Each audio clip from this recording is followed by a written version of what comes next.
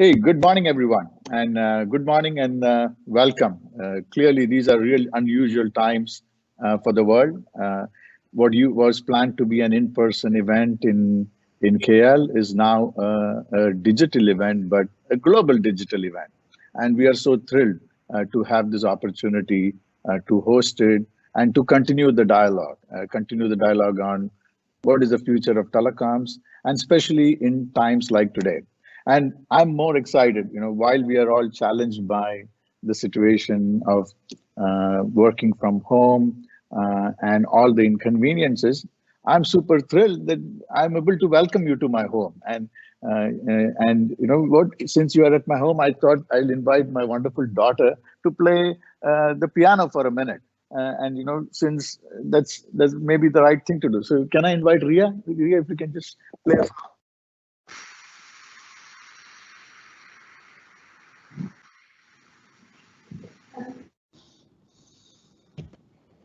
And I'm going to be playing Jigga in A minor by Richard Jones.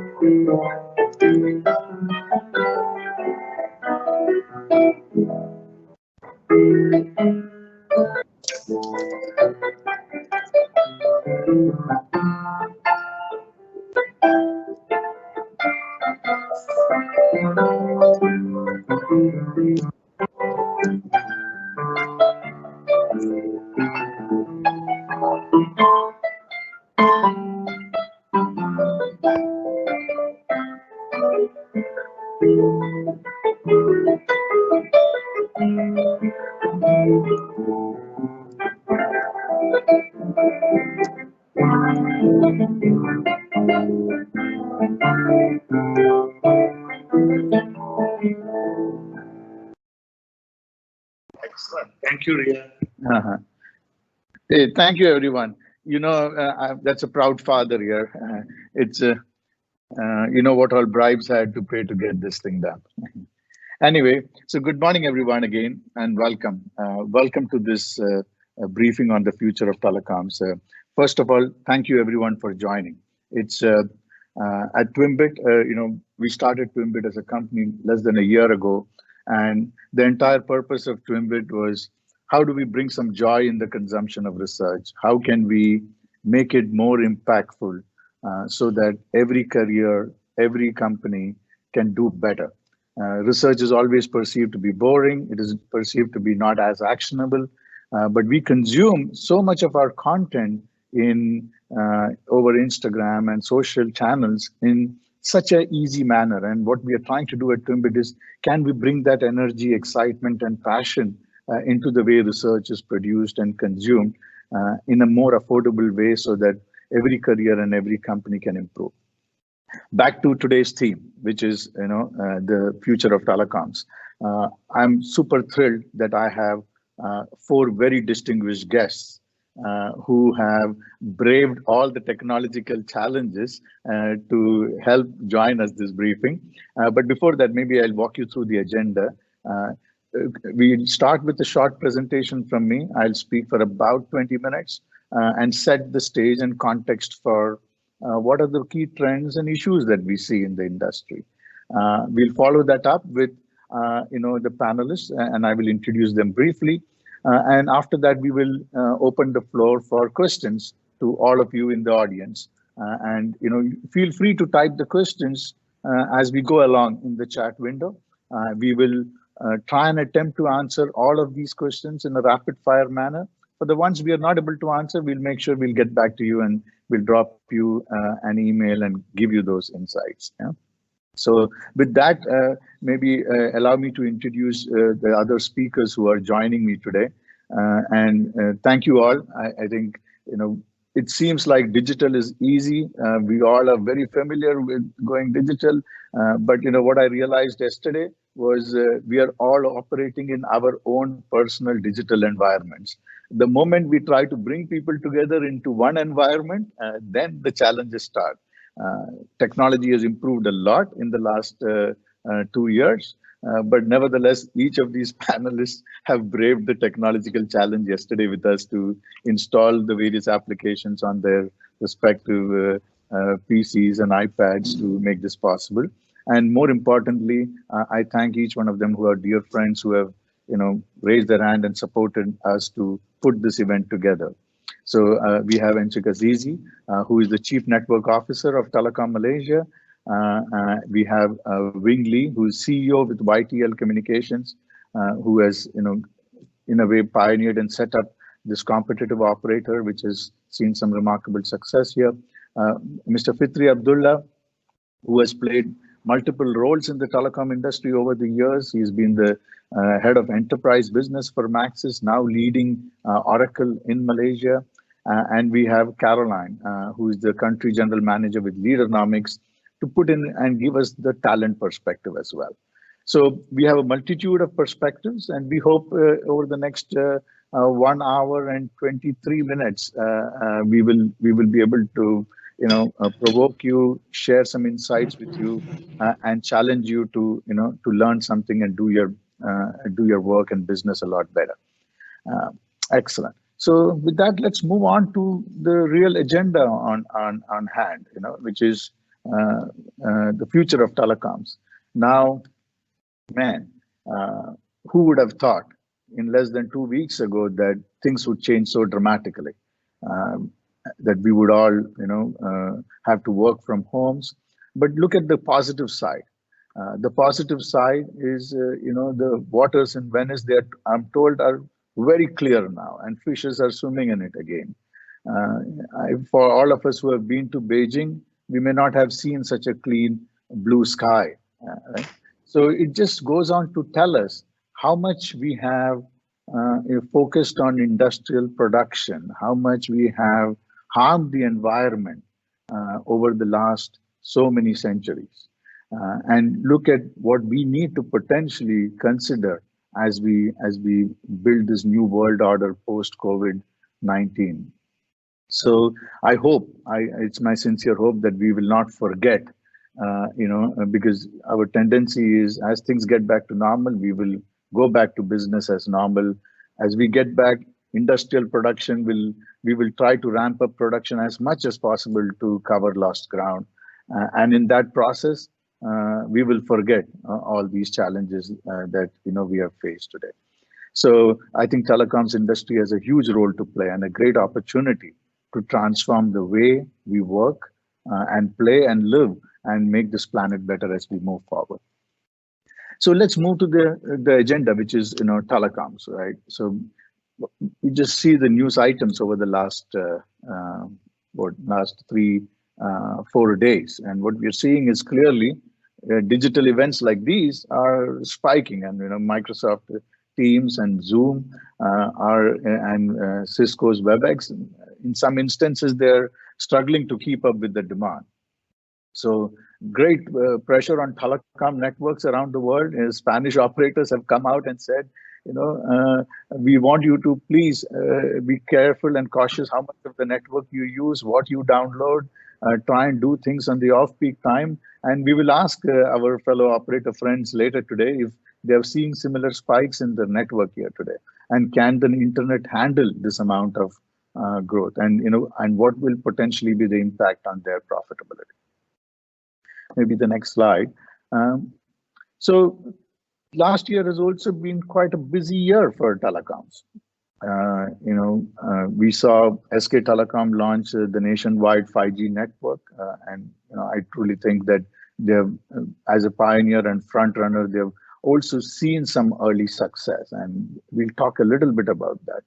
We saw some changes in the way people are going to bid for 5G licenses. And so StarHub and M1 in Singapore saying, hey, we'll come together and bid for this nationwide license. In India, we have had challenges with the regulators as well as the legal system, who have challenged and required the operators, both Vodafone, Airtel, as well as Tata to back pay all the arrears and license fees. So we think that maybe Jesse, we can stay on that slide. So that's putting considerable pressure on the operators, and we may have a situation, I think, where companies like Vodafone Idea are facing bankruptcy, and that will create a duopoly in India, which may not be good for such a large country, which needs more investments to continue to drive and build the internet infrastructure. Rakuten is leading the way in terms of seeing how telecoms industry can transform with a $28 plan for unlimited data. They're challenging the existing large three giants in Japan. I think many of us are eagerly awaiting to see how well they execute this new telecom network agenda in Japan. Thailand completed their 5G spectrum, and I think that auction raised 3.2 billion. So potentially they will be one of the first countries in Southeast Asia to see commercial 5G being rolled out. So a lot of action happening, and I think this will continue to be a pretty busy year as we go ahead. So what I did was I said, let's look at the quick global industry and where are we with telecoms? And just see the next slide. So if I look at consolidated performance of all the operators in the world, a quick estimate suggests that the global communications, connectivity, and managed service revenues for operators have been flat, or maybe it's plus minus 1 to 2% as an average. Yeah? The EBITDA margins, operators have improved their EBITDA margins about 2 to 3% by managing costs a little better, maybe controlling their capex better. So the developed economies have seen more intense competition, and the top line in the revenues have not grown. Whereas the developing economies, on the other hand, we still see some good opportunity to grow. So I said, let me put together the top 10 performers in Asia, or what was available from public information. Who are the star performers?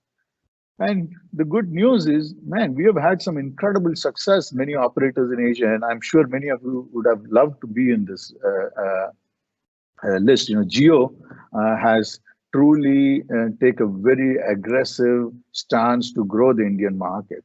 This is Jio's data is for the 9 months. They grew their revenue 28% year on year. They have managed to improve their EBITDA, and EBITDA growth was about 38.2%. So, but yeah, people will question and say, hey, at what cost has Jio achieved this? Because overall, as an industry, while Jio has done a very aggressive growth strategy, overall as an industry, we have suffered. Maybe more jobs are at stake. We have some operators who are now potentially facing bankruptcy. But nevertheless, I think they have played the game extremely well. They have addressed unmet need, and the consumer is the biggest winner in this. Globe, I think, has been a consistent performer in the last several years. I think complete respect for the CEO who has done a great job in delivering consistent, strong revenue growth and EBITDA growth.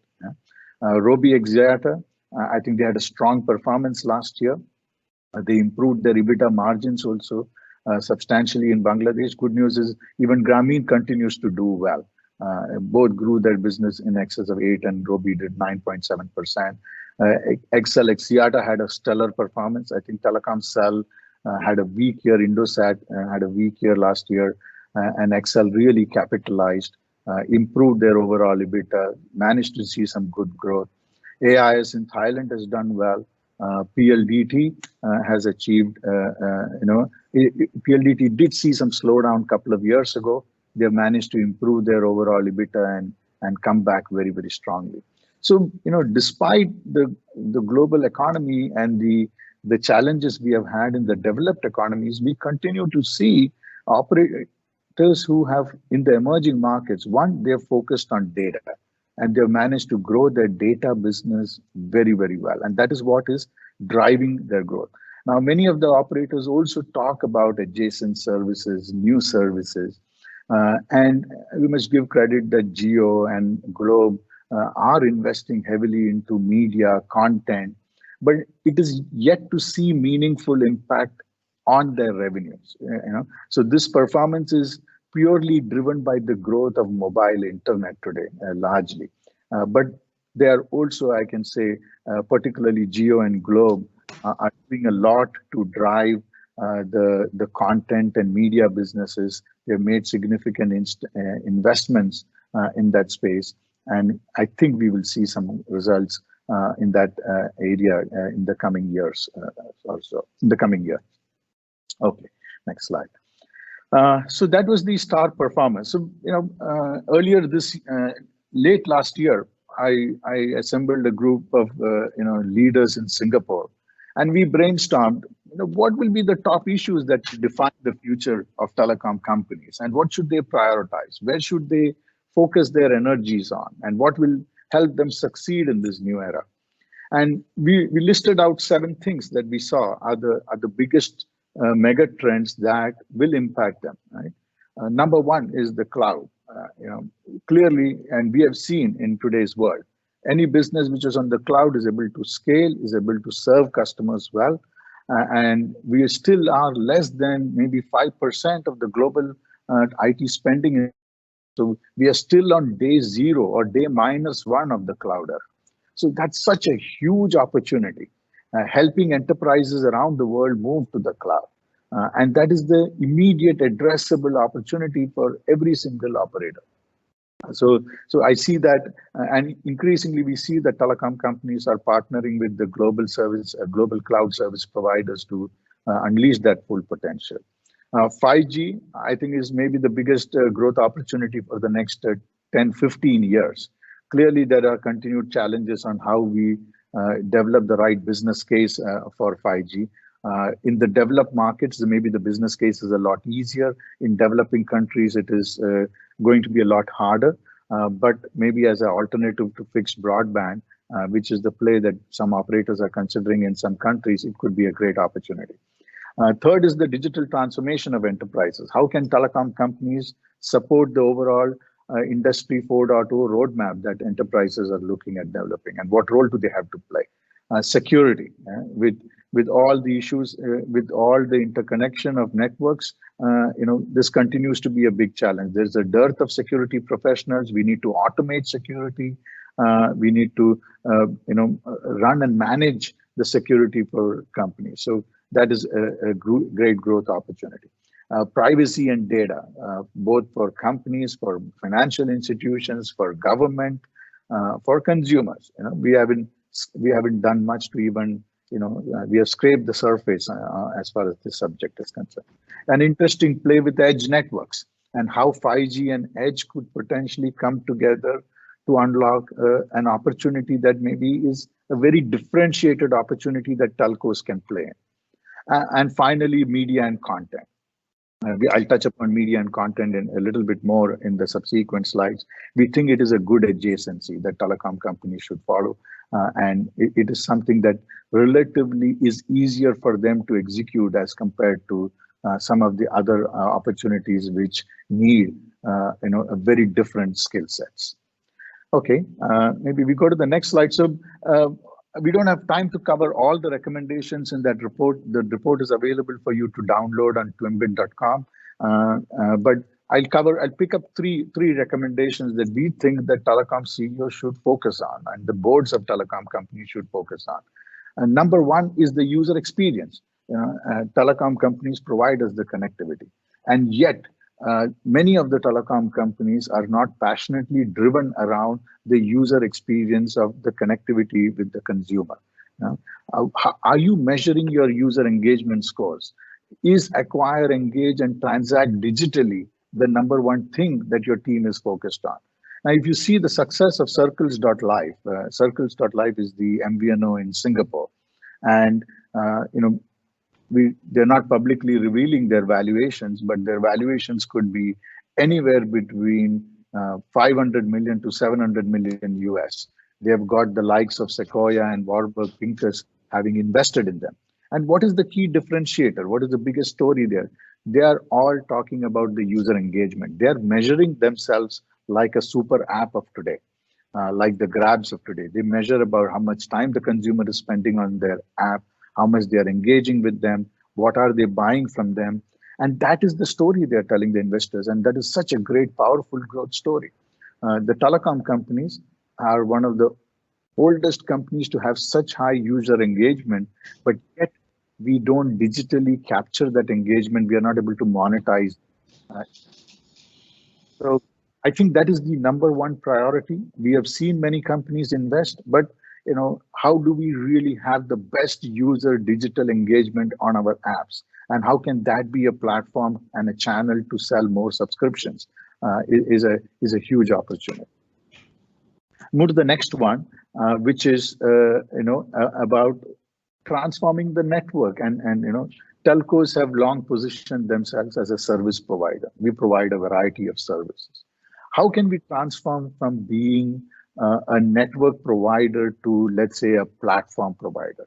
How can we use the network as a service? How can we be a network as a service provider? How can we be in a position to provision hundreds of new services uniquely to customers who need them, right? So it means transforming ourselves from being a telecom network provider to being truly a company which can provision services on the go. And there, I think, is the play that a telecom company has a differentiated play, especially with the convergence and how 5G and edge will come together to unlock those opportunities. And that is where the industry-specific applications, will come into play. And the final recommendation was about the media and content, which is, I think, a great adjacency. Over-the-top streaming is going to be a huge growth engine. As consumers, we started off with Netflix and Spotify, and increasingly we are consuming more and more of these new services. Right? I'll go to the next slide, and you can see that some of the global giants. The Netflix has got 167 million customers. Prime has got 156 million customers. We envisage a world in which every consumer will have anywhere between 50 to 60 different subscriptions by the end of this decade. And these subscriptions will be for content, for media, for travel, for transportation, for insurance, a variety of these subscriptions. Now, telecom companies have the best relationships with consumers as far as subscriptions are concerned. And they can be great partners. You can see how Disney Plus has acquired over 28 million customers less than 3 months from the launch. And they realize that they cannot go in it alone. They are forging partnerships with telecom companies around the world. So when HBO Max comes into play in May 2020, they will also need partners around the world. So I do think that telecom companies will have their own pieces of content, and they can be aggregators for specific language content or national content in their respective geographies. But at the same time, they can also be partners for global companies as they roll out their services globally. Yeah. So those were the three recommendations I wanted to focus on. I thought it will be good to pick up one example of a company which has done extremely well in Asia, and who inspires us. Let's say maybe this is the way forward. So SK Telecom has always been a very, very innovative company. Right from the days I remember when they introduced Cyworld, which was like a Facebook or a kind of experience with emojis and animations, etc. And now SK Telecom, they did see a little bit of a slowdown, but post the introduction of 5G, in the last quarter of 2019, they managed to see some ARPU growth in mobile data with their customers. So they've begun to see some initial success.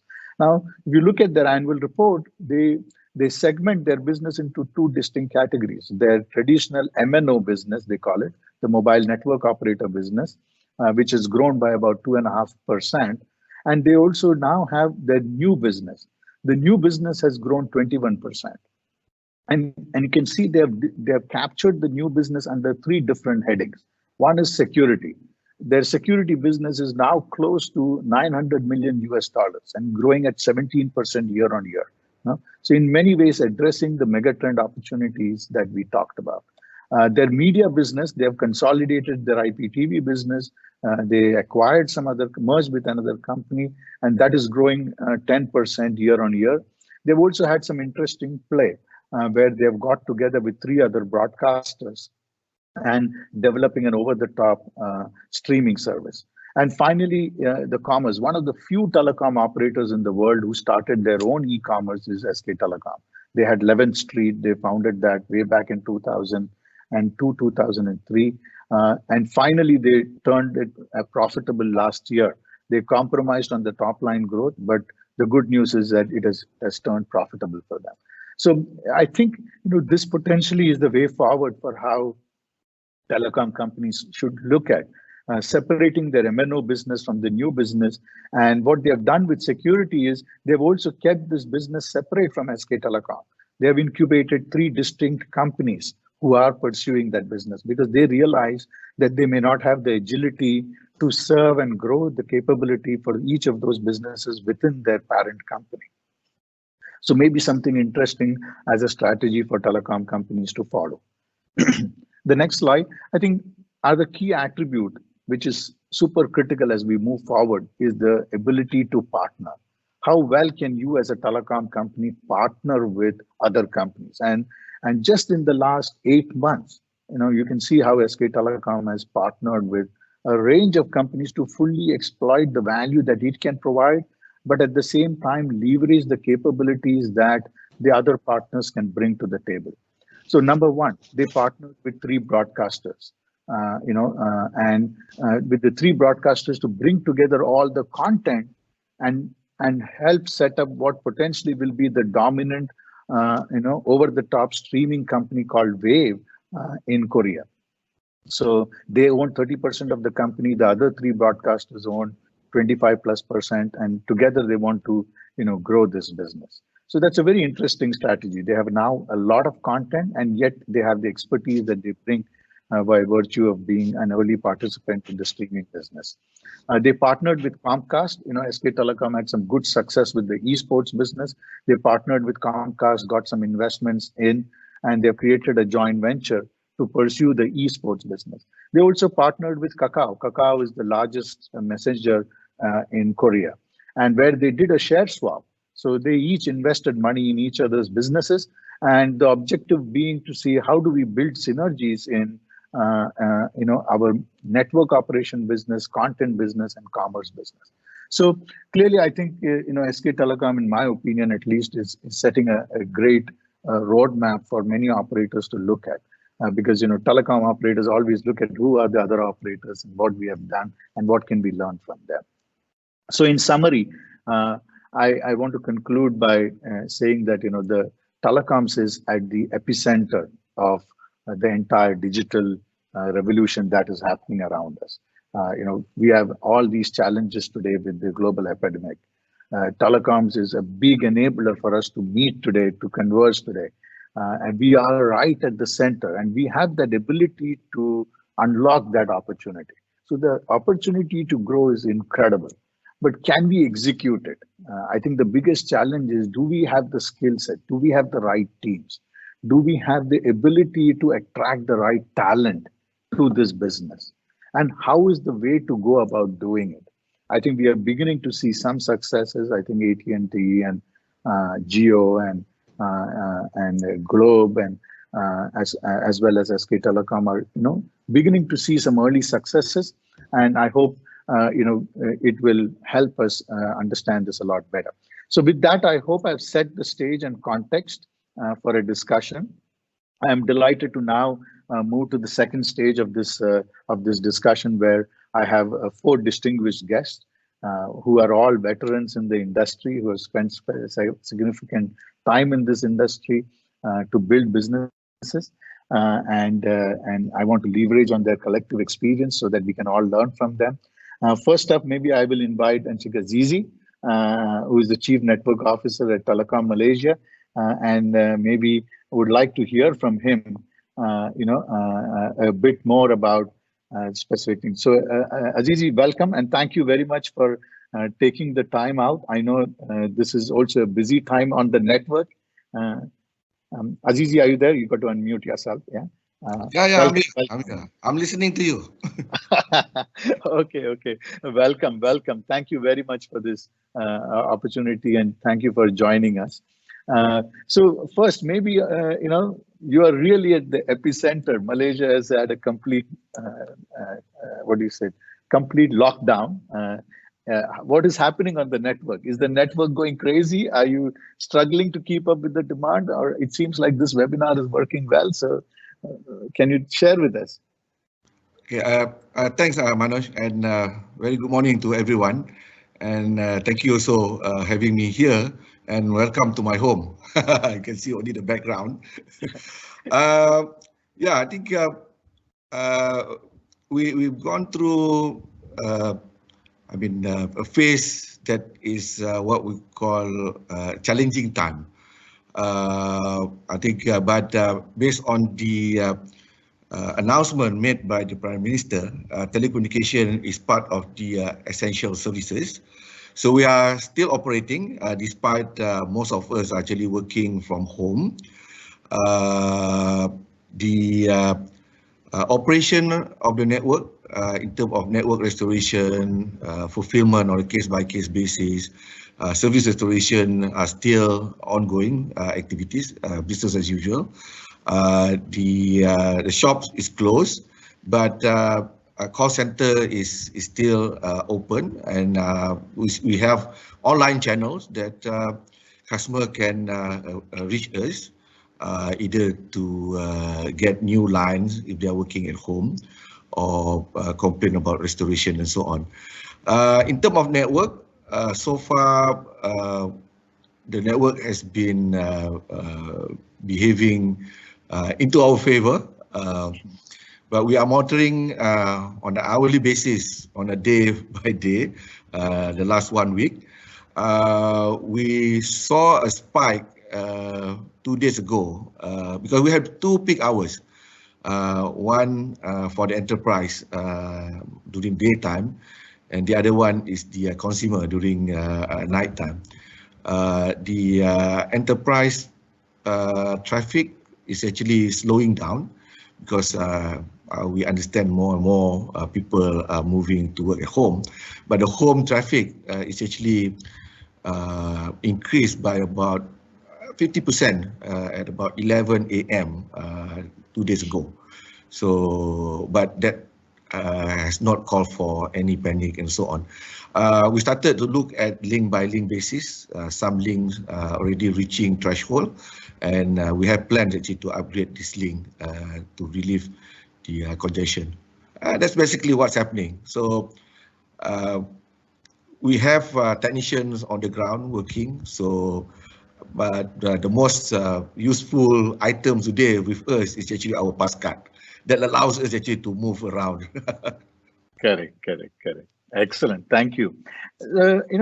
Now you also completed your 5G trial. Langkawi is the test bed. Can you share what are the key lessons from the trial so far? Yeah, when we roll out the 5G trial in Langkawi, it was like rolling out in a city-state country like Singapore. We have a reasonable number of CRAN. We tested both SA and NSA. We have all the cloud infrastructure, telco cloud infrastructure at the core, and we tested on 700 megahertz, on C-band 3.5 megahertz, standard CRAN architecture, and also the what we call the telco hotel architecture and so on. But few things that we learned. You really need a huge backhaul. We were using 10 gigabit per second from RAN to the core, and then latency is key. we were able actually to achieve less than 3 millisecond latency in Langkawi. And we had a lot of use cases from fixed wireless access to those that require low latency connectivity, and something like having multiple devices for the utility meter and so on. So things went well. We presented the use cases to the Prime Minister. He liked it, and we're waiting for the authority actually to move to the next step. We expected the tender for the spectrum to happen in April. Correct. So now that will all change. Maybe I will leave that question for being maybe later.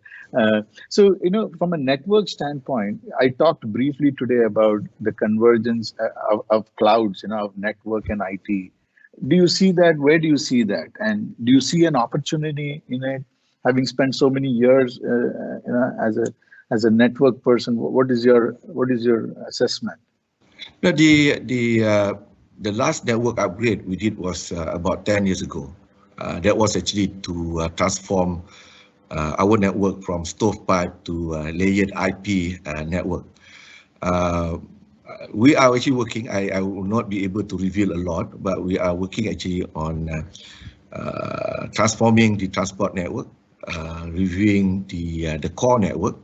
This includes actually high-speed, low latency backhaul, and a lot of, there will be NFV SDN architecture, telco cloud.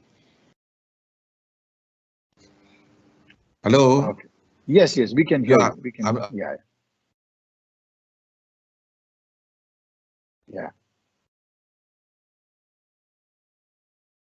I think we lost him. Maybe we'll come back to him. We'll come back to him in a while. Maybe I will move on to Wing, and I think we lost. There you are back. Yeah. Yeah. Sorry, you were saying you ran some experiments. I think you're on mute. You got to unmute yourself first. Yeah. Okay. Yes. I'm welcome back. Yeah. I think there was a timeout on Correct. the application just now. Oh, it wasn't the network.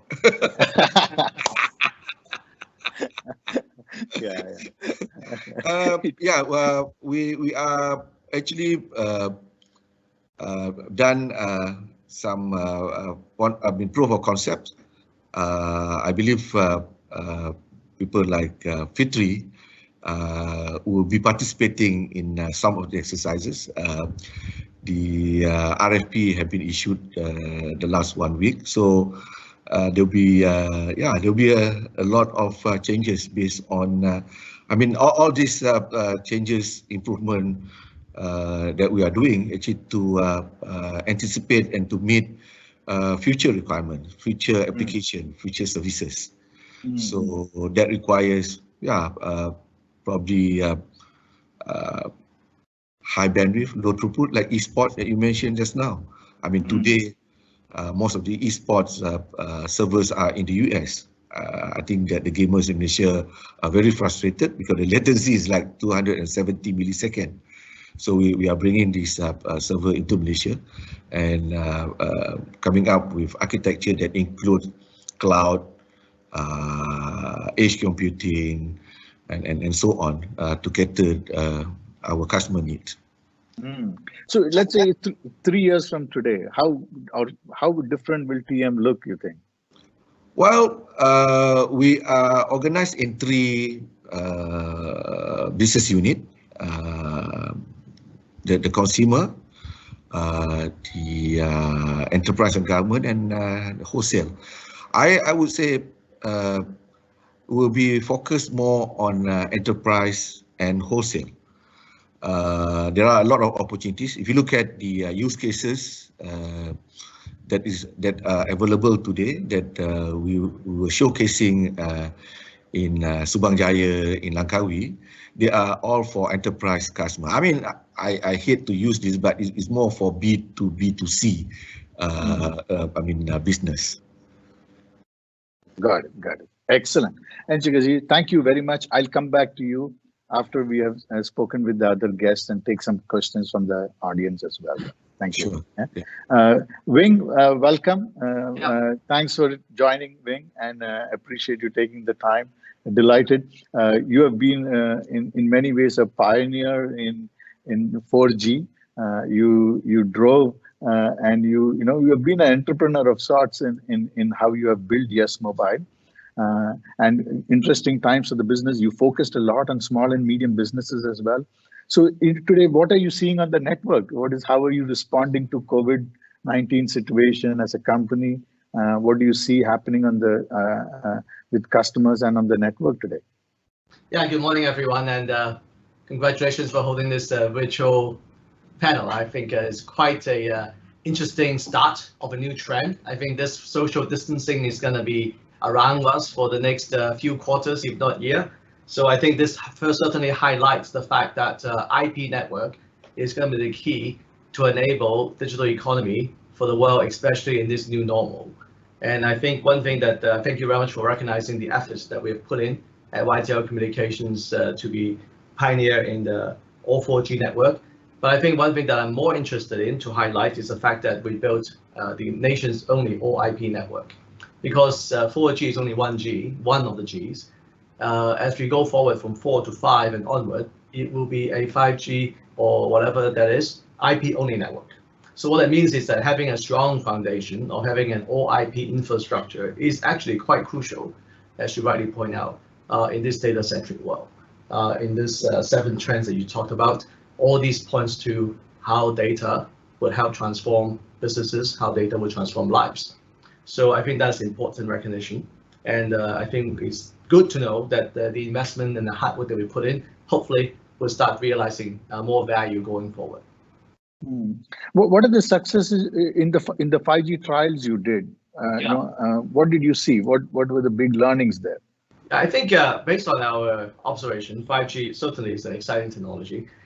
If I may just say something that may be a bit comical, but also quite real, is that if you go to trade shows and so on, you see many people put up 5G demonstration. And if you were to take off your telco hat and put on the hat of a investment banker, you ask, if I look at this use case, can I do it today using 4G? Can I do it today with 4G carrier aggregation? And unfortunately, 60% of those use cases can be satisfied using 4G with proper capacity, with proper carrier aggregation. So the question then is that what is the real business case for 5G that you can't do with 4G? And it all goes back to areas that ties with Industry 4.0. I think it's safe to say that the mega trend for the global economy beyond technology is moving towards digitalization and automation of industries.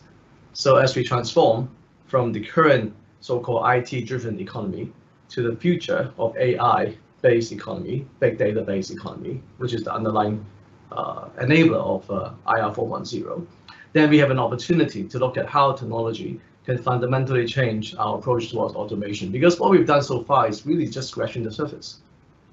Correct. And so are you changing your skill sets of your team? Are you bringing in different people with IT skill sets and cloud? And is that happening? Well, I'm pleased to say that we built a company from ground up to be an IP-driven company. As a result, we started virtualization 9 years ago. When we first launched our network, it's just a virtualized core. It's just a virtualized backend.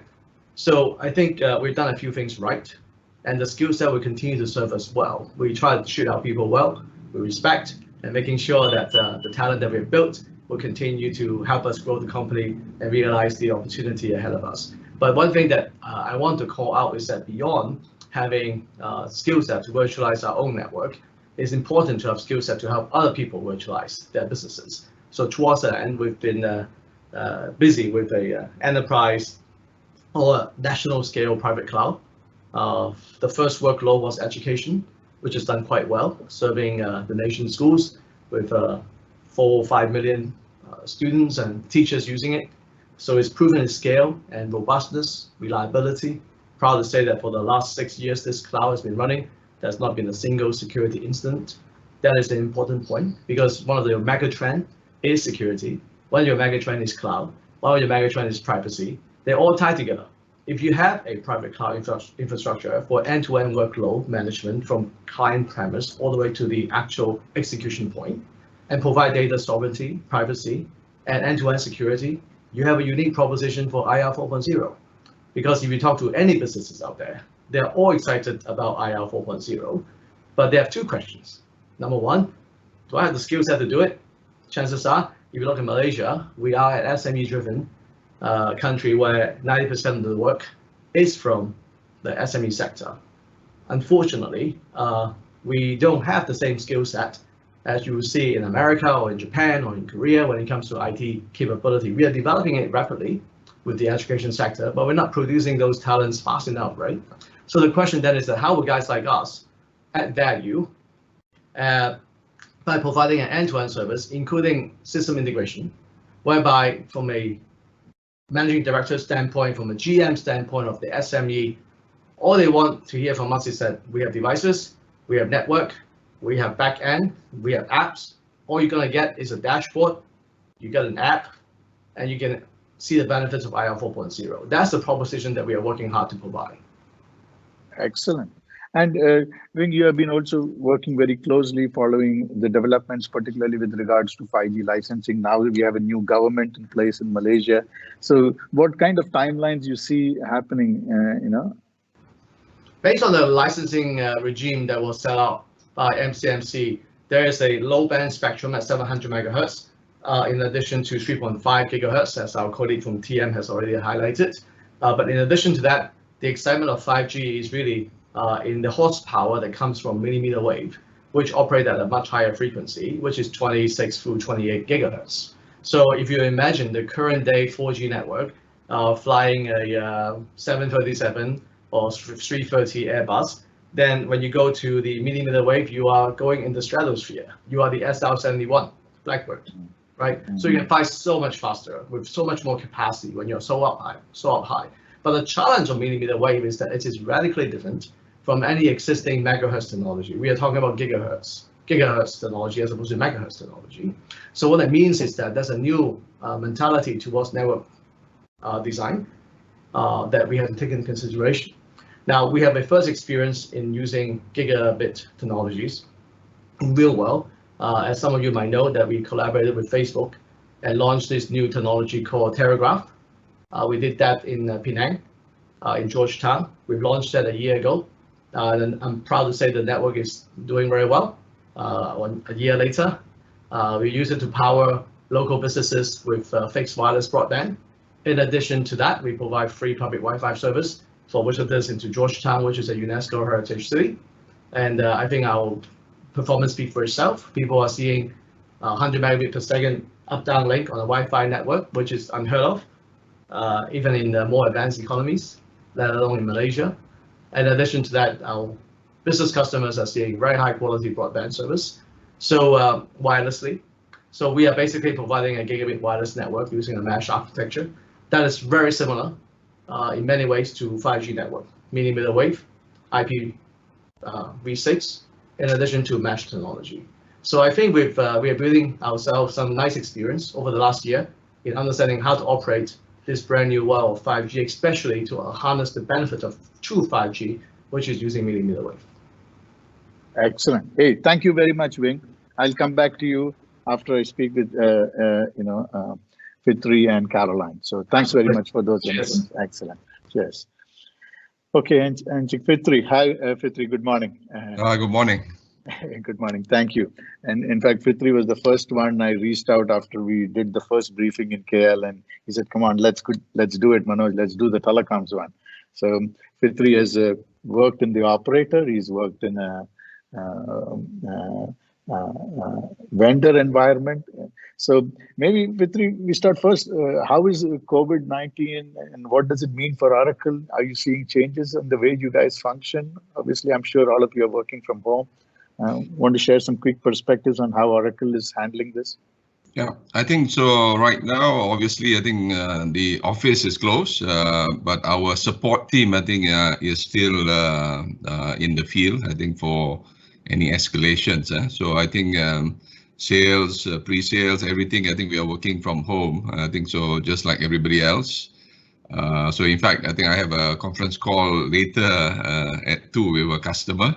So we have to do things, digitally.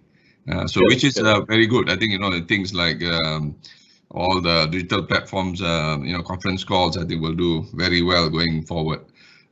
So just a bit on Oracle. Obviously, we are the second largest software company, and the last 5 years we've been transforming ourselves to be a cloud service provider, just like other software service provider. We are probably now a top 5 cloud service provider worldwide. We provide services in the 3 stages of cloud in terms of software as a service, with our ERP, HR, and also our customer experience, the platform as a service layer, as well as also the infra as a service layer. So we are right now a top 5 player worldwide.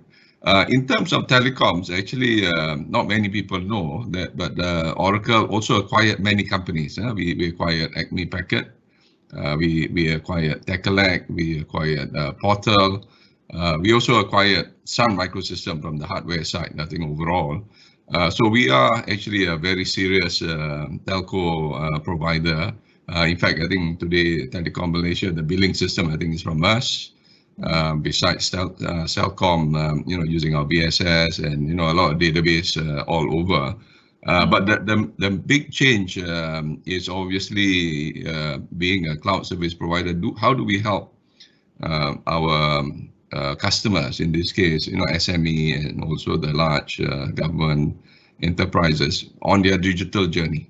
And I think cloud will play a big play going forward. Excellent. And what, you have also been the head of Maxis for enterprise business. And we talked about the enormous opportunity, both Wing and Azizi talked about how enterprise applications will be the growth engine. So now that you are outside and, you are running an enterprise business in a private, in a vendor environment, what do you think is needed for the telecom operators to do to be able to execute this correctly? Because this opportunity is there. What, in your opinion, needs to be done? So if you look at the SK Telecom example, I think it is a really good example for other telcos to emulate. You should isolate your MNO business, basically your broadband connectivity business, with your new business. And even today, I think, I'm talking to head of enterprises, even CEOs, and actually there's a lot of pressure now on the head of enterprises for all the telcos, because based on projection, the view is the enterprise solution revenue contribution will need to go up by maybe 5 to 10% on a yearly basis. And the projection is that I think probably today, if you take out the mobile subscription, even from the enterprise business, because I would see that as a sort of a SIM card side, probably we are looking at a revenue contribution about 10% in terms of real solutions outside of the connectivity.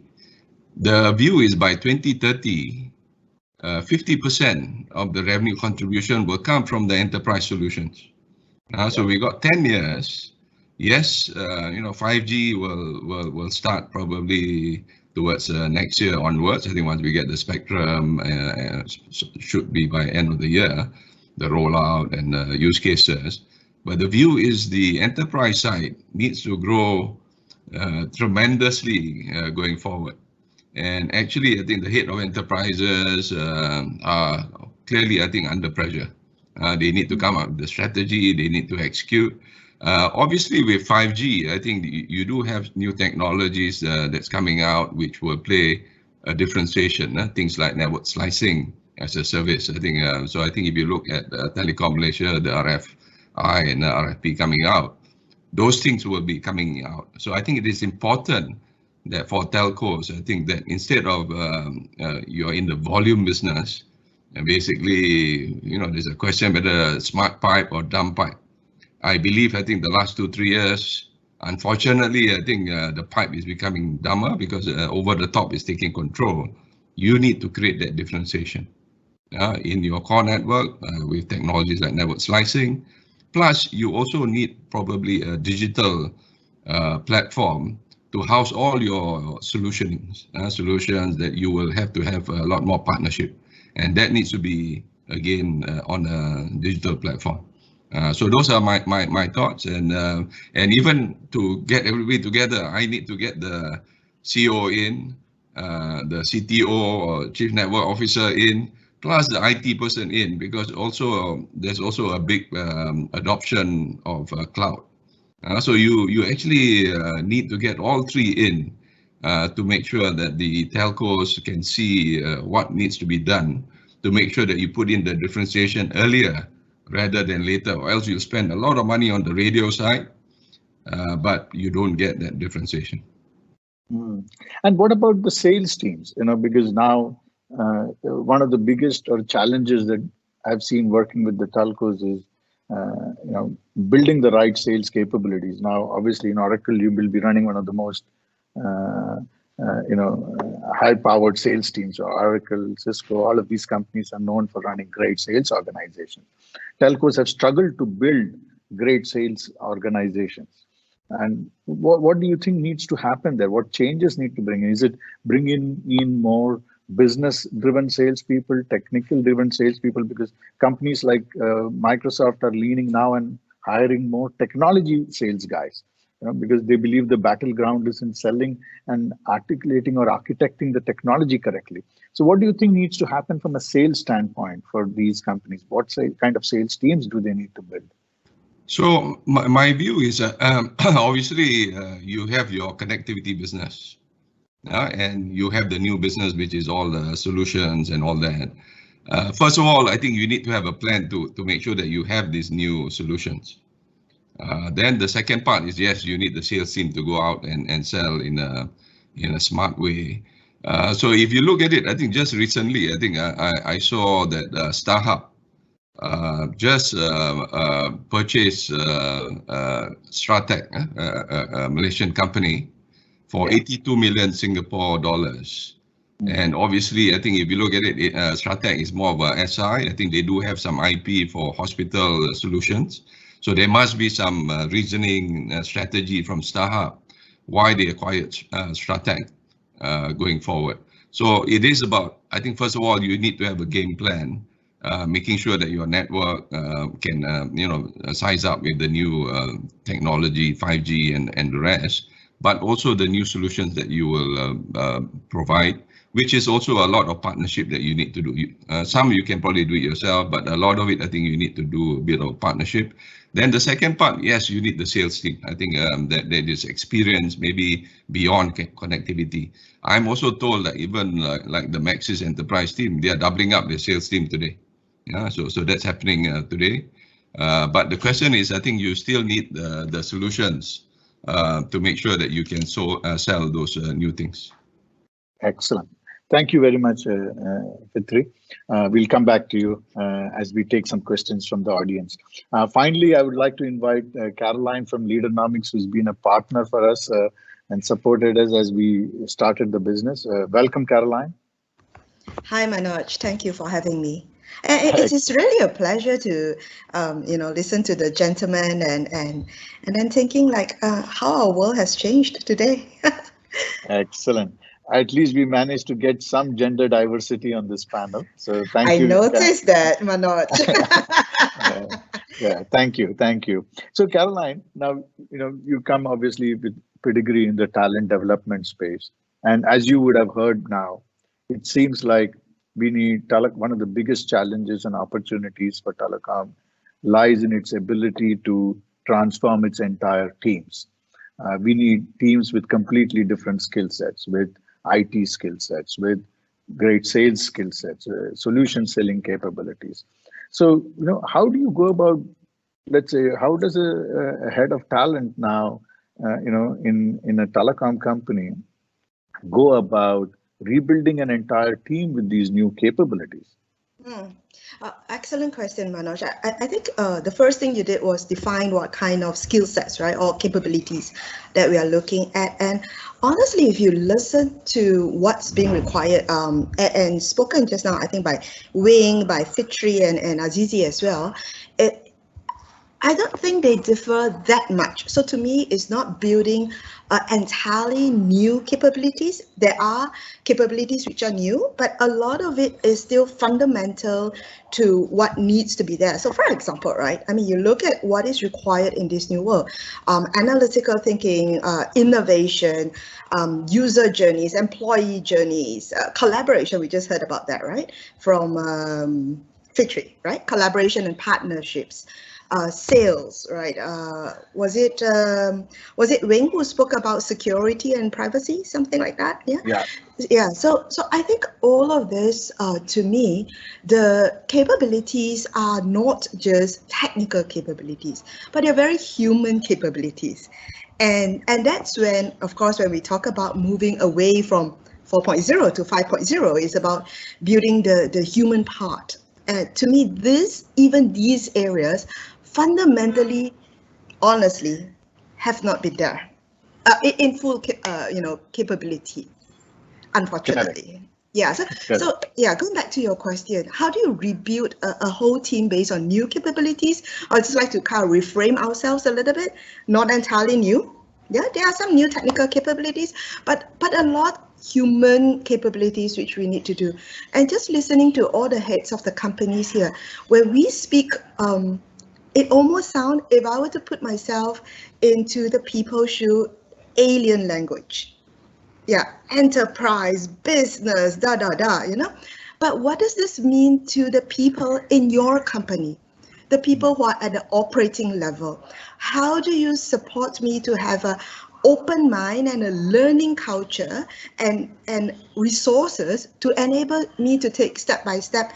I think it was Wing who said that, I think what he built, right, the people from the beginning to have I took some notes and I'm trying to read here. IT skill set, I think was what Wing said, right? Yeah, so I think this is what is required by talent heads right now. Really, the fundamentals cannot be ignored. The longer that you take to build that, the longer you would take to build the new capabilities. Because you're not even fundamentally there, right? And honestly, it's not just a learning and development function, because this is to do with even your measurements, your systems, your structures, right? Your business model. Today, I mean, COVID-19 has, I believe, will challenge our business model. How do we then, in this new world, in this digital, panel that we're trying to do, how do we equip our people to do this same thing? And yesterday I was trying to set this up with you, right? It's like, oh my, okay, this is not as simple as it looks, right? So, these are things that is going to change, but how do we enable the other parts beyond learning and development to get our people upskilled and ready? So I think that is a very fundamental question. And I would like to hear from the rest of the gentlemen later, what do they think of that? Excellent, Caroline. So, Caroline, any best example that you have seen in terms of organizational development?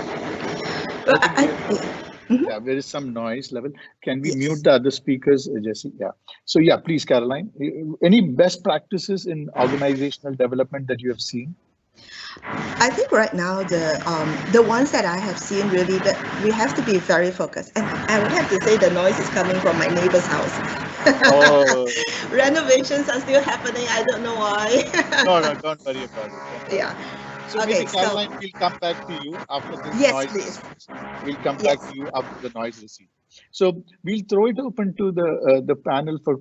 So Caroline, you can wave to me as and when the noise goes away, and then we will come back to you to ask a few questions. And I would do physical movement, not digital one. Okay, I'll be back. Okay, excellent. Yeah, I think one of the first questions that has come up is, and this is to all the panelists and, Azizi, Wing, Fitri, you can answer this as well. COVID-19 is completely unexpected. We saw, we all have to respond to this in a completely, means all our plans for 2020 has to change. We may see potentially a new world order in which people are spending more time in collaboration calls such as these.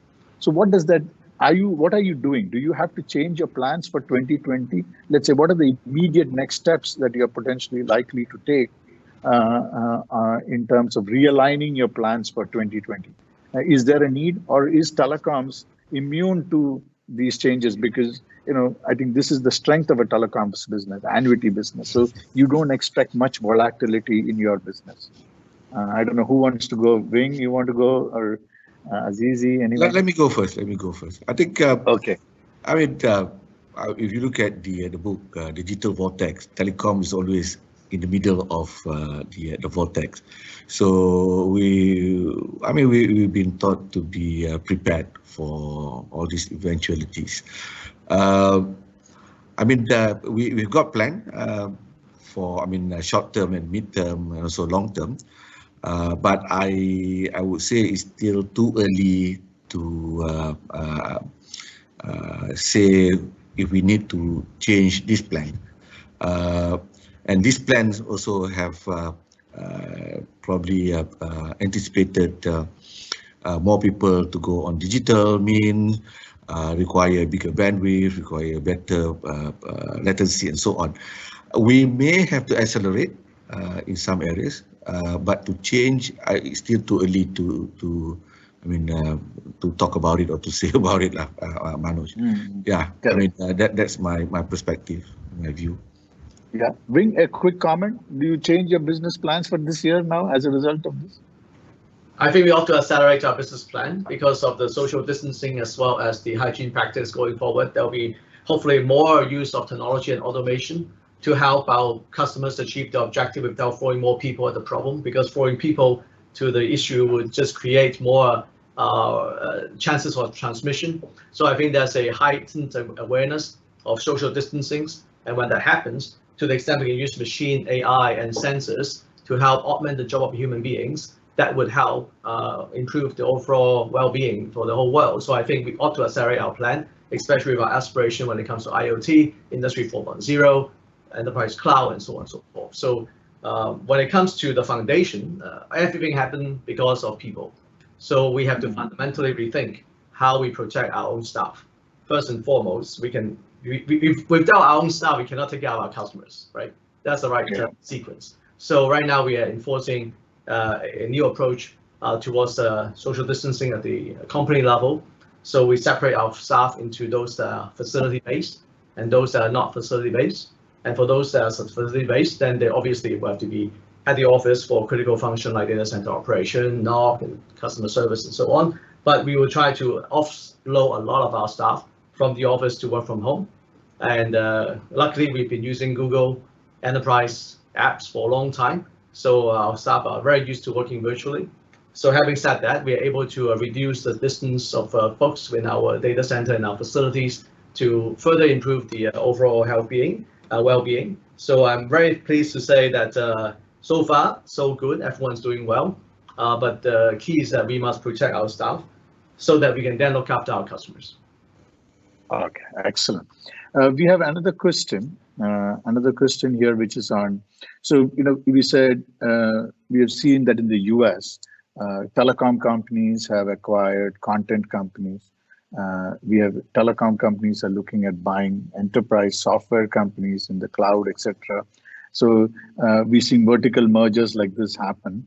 Do you see companies in Malaysia, in this part of the world, also look at this kind of either a partnership or acquisition? Do we see that happening more moving forward? My observation is that when I worked in America, and I do have a lot of experience working with media companies, I can confirm that the culture is entirely different.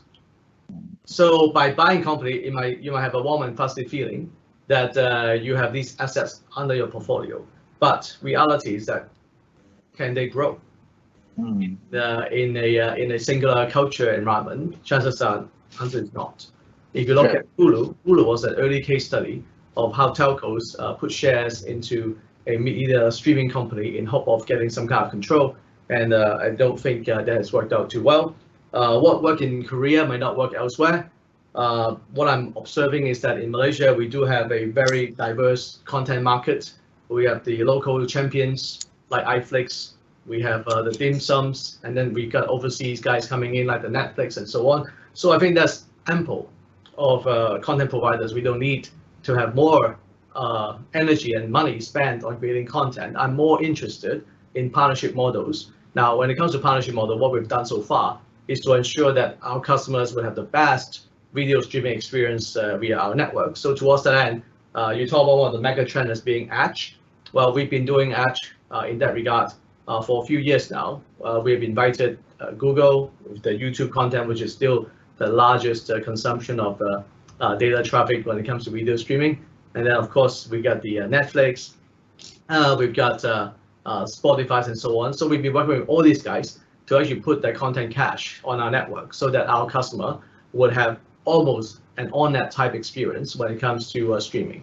So those are the things that we think is sensible, makes sense for the local market situation and conditions. Excellent. A quick question to Wing, simply because Wing, you worked in the US as well. What do you think of the AT&T Time Warner merger? So I want to hear a quick opinion. Do you think it's the right thing? Will they be able to execute? Will they become a good streaming player, you think?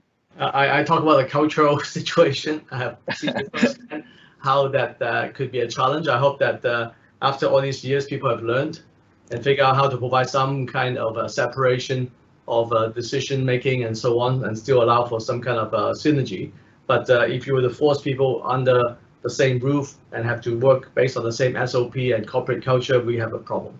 But if they were to be smart enough to have some kind of arm's length relationship and leverage the synergies, then yeah, it'll be a different story.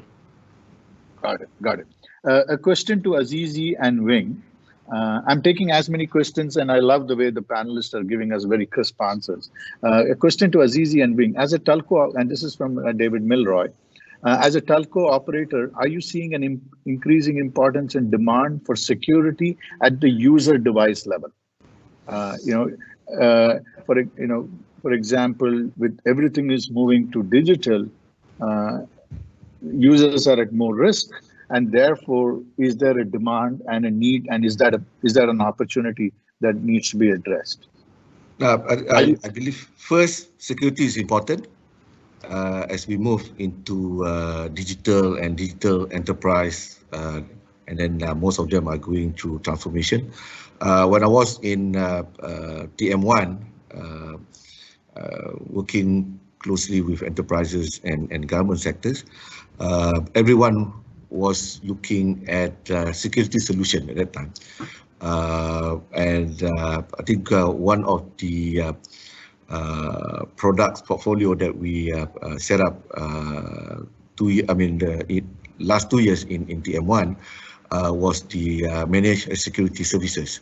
Actually, the intent was to look at full spectrum of security services, which include the endpoint in this case. And I believe endpoint becoming very crucial and vital as and when we are working remotely at home, and more and more of us become teleworkers in the future. Excellent. How about consumer security, Wing? Will you think there will be an uptake of consumer security? Have you been selling it? Will consumers sign up for security services? Unfortunately, not yet. The awareness is not that strong. I think, I oftentimes debate with my colleagues and try to draw some analogies to figure out what that means to us. So if you look at physical security, I think as a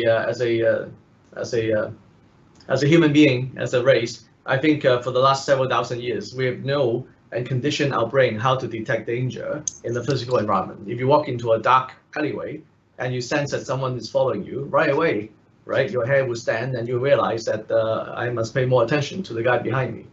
But I don't think we have that awareness. We haven't developed that sensory awareness in the digital world. That's why fake news is so prevalent. That's why people are still getting malware and ransomware, all this happening. There's no amount of security you can throw to stop malware and ransomware when people are not careful. That's the ultimate challenge. So I think this is less of a issue when it comes to whether that's technology or not. There is technology. The question then is that, do people know how to use that technology, and do we even recognize the need for technology? I think we have to address that first. Excellent. Thank you. Anshik, Azizi, as a broadband player, did you ever try to add security to the service offering? And was there any demand to the consumers? The security service is always there. The last 10 years. I believe it has evolved. It can be purchased either through, loose bundle, and but the solution comes from third party. It's not TM solution, and I believe the company will continue to partner with. Is there a good uptake? The last time I saw the statistic, quite reasonable, but not encouraging at that time. That was like 5 years ago when I was managing the product at TM. But I think the awareness is important. But most consumer, like all of us today, we have our endpoint secured through our enterprise IT and security department. So I think probably the SMEs, some of them probably are very aware about security, then they probably purchase their own. I think then left out the real consumer at home. Thank you. There's a question from Chari. I think any of you. The question: Can't hear you. Working from home become the new normal? Is that an opportunity for telcos, and how do you? And how do we participate? I'll take a stab at it. Can you guys hear me okay still? Yeah. Okay. Yes. Good. I think we should get comfortable with the idea of working remotely, because if you look at what happens in the news around the world. I think we lost you, Wing. Yeah, there you're back. Am I back? Yes. I've been told that the video conference cloud is under a lot of workload stress these days. I'm not surprised that we have some hiccup every so often. Anyways, I hope that we can have a great conclusion of the session. My point is that with the social distancing situation and with the spread of the virus and the lack of vaccine for another 12 to 16 months in best case scenario, there will be a lot more demand for remote work. And as such, this will be the new norm as a digital direction for the world, which is more use of this kind of tools for the sake of collaboration. Because at the end of the day, in our economy, it's all about collaboration. And if you cannot do so face to face, then this is the next best option. Excellent. Great. Thank you. Fitri, you wanted to comment? My view is, I think going forward, obviously there's a consumer play, there's also the enterprise play. So potentially, I think we are having some hiccups here and there, right?